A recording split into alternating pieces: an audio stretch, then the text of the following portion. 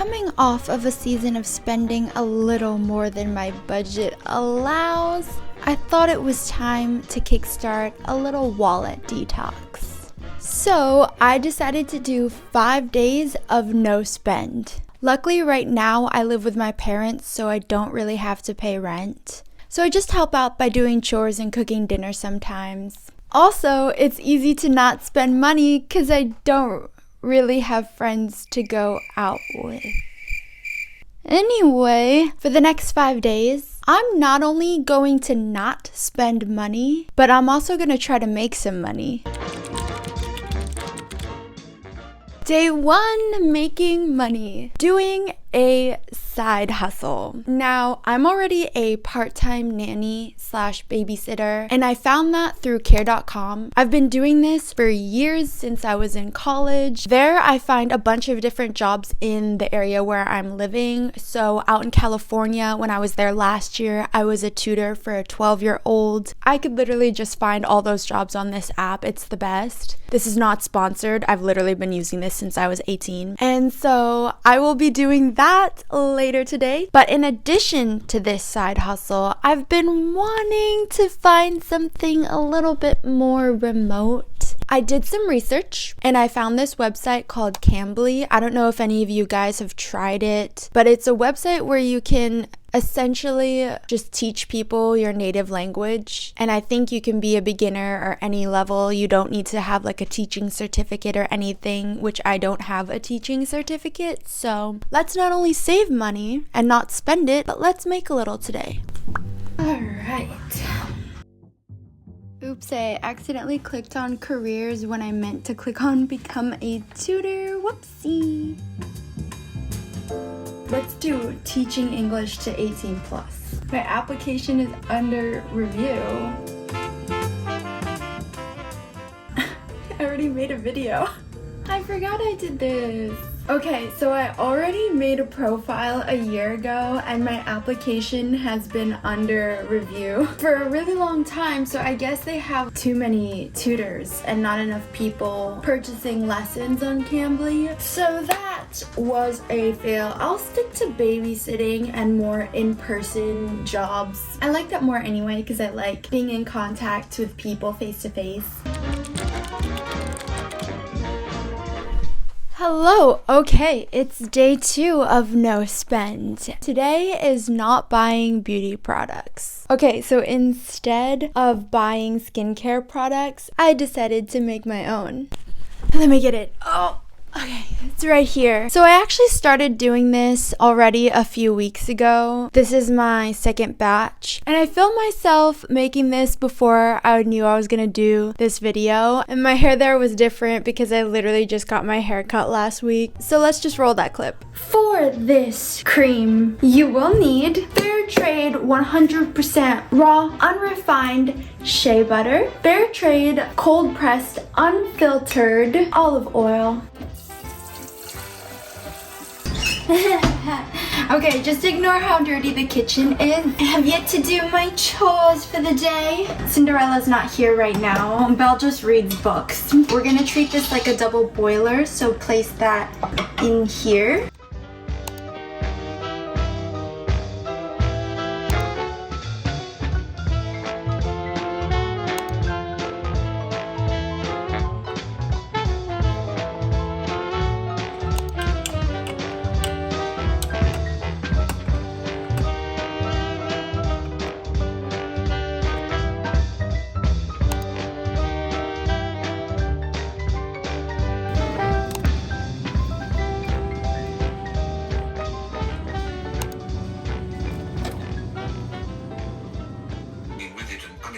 One of those inexplicable moments when they appeared face pointed, and his closest companion, a podgy, pallid man, was clutched in his hand.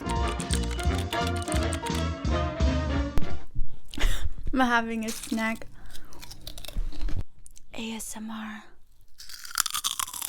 Whenever you're stressed and overwhelmed or in a rut or just bored, do you ever do some retail therapy and do some online shopping? Are you tempted to browse and look for things that you may or may not need? For me, that's either skincare or clothing, usually jackets and dresses and jeans and tops. But I would like to challenge you and myself for this no spend challenge. Instead of doing some retail therapy, why don't we do some cleanup therapy? I love sorting through my stuff as well as my friends and family's stuff and help them organize, because a clean atmosphere and less things just cleans up the mind, just opens up space. When you feel like you're stuck, get rid of things because it feels like a release. I know some people who struggle with getting rid of things, who want to hold on to things for a while. It's not so much a release for them. It's more of a surrender. Either way, it's therapeutic. And then once you clean up your clothes or whatever, you can donate it or sell it to a thrift store. I love doing that. If you don't have a thrift store near you, there's a lot of websites. But anyway, let's get to cleaning therapy instead of retail therapy. 1, 2, 3, 4.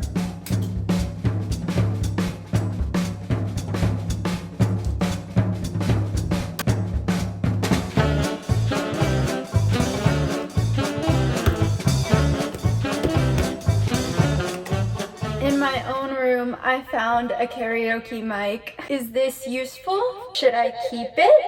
I'm off the deep end, watches are diamond. Alright, we made it to day 4, investing. I got my sweater vest on. Right before I graduated college, I managed to save up some money, and I was finally able to take my finance professor's advice and invest. I opened up a Roth IRA when I was 19. And if you don't know what a Roth IRA account is, it's an individual retirement account that offers tax-free growth. Basically, you put your post-taxed income into it. If you're younger than 50 years old, you can only put about $6,000 a year. And then when you take it out, when you retire, you don't have to pay taxes on it, which is really nice because it's gonna grow a lot. And then you can take the money you put into a Roth IRA and reinvest it into mutual and index funds, which are basically like bouquets of different stocks of different companies. I'll put here examples of companies that are in mutual and index funds. But the main difference between a mutual and index fund is that an index fund passively tracks a market index, and a mutual fund is actively managed by market experts, and they're trying to beat the market. It's all managed there for you. You just have to sit and watch. That's something I've been doing that's a bit steadier than back in 2020. When I was still in college, I also started buying stocks. I feel like a lot of people did this during COVID. I got super into buying and trading on the app Robinhood. Played around with the penny stocks, but I'm not an expert, so it didn't amount to much. So today in my spare time, I'm just gonna move some money around and track things like a responsible adult. And I also make spreadsheets for my friends and family as well as myself, so I'm just gonna organize those. Those are more for budgeting and tracking things. I don't track every expense. I used to in college, like literally $2 for the subway, $5 for a latte. It was all going on the spreadsheet, but now I just take my credit card summary that already puts it into categories, and then I categorize everything, and I just put like for January spent $20 on groceries, $5 on gas. I don't know why I'm using unrealistic costs. I think that is just my dream. But as an example, more like spent $200 for gas and $500 for groceries for like a family. But since I'm not spending this week, it is 1 week off the month of everything being zero, which is so nice. Day 5, entertainment. For entertainment, there are so many things you can do for free without spending money. If you have the app Meetup or Facebook, you can find groups around the area and meet up and do things that might not necessarily cost anything, like book clubs, like running clubs. Now for entertainment, my media of choice is reading. More than traveling, more than adventures, more than anything, at least by myself, even with people, reading is the best. I really actually want to join a book club because I think that would be so fun. I've been feeling very introverted, so all I want to do is read a book. Now books can be expensive, and I read around 30 books a year, which is not a lot. If you multiply 30 books by like $20 each, which is the average cost at Barnes and Nobles and sometimes Amazon, that's like $600 a year or $50 a month. So my favorite thing to do is go to the library here in my hometown. I've been to so many libraries while traveling all over the world, but this one just has a special place in my heart. It's just clean, a little bit modern, and it has so much sunlight,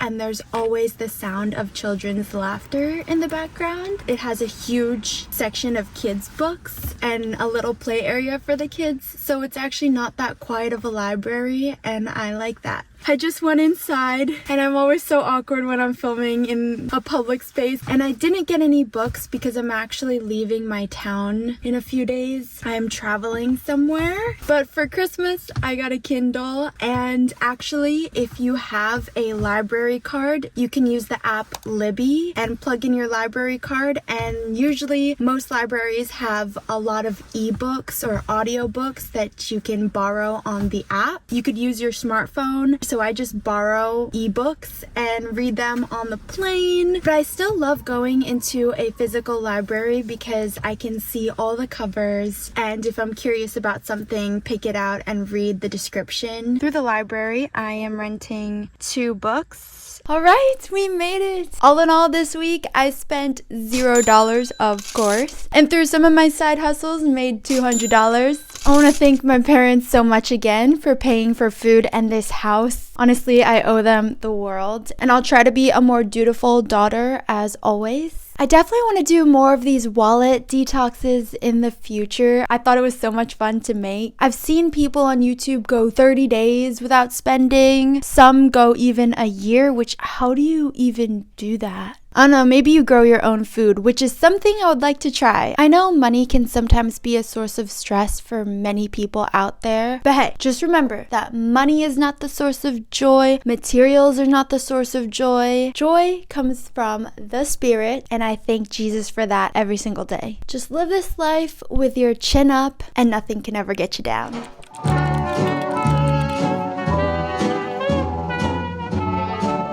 Homemade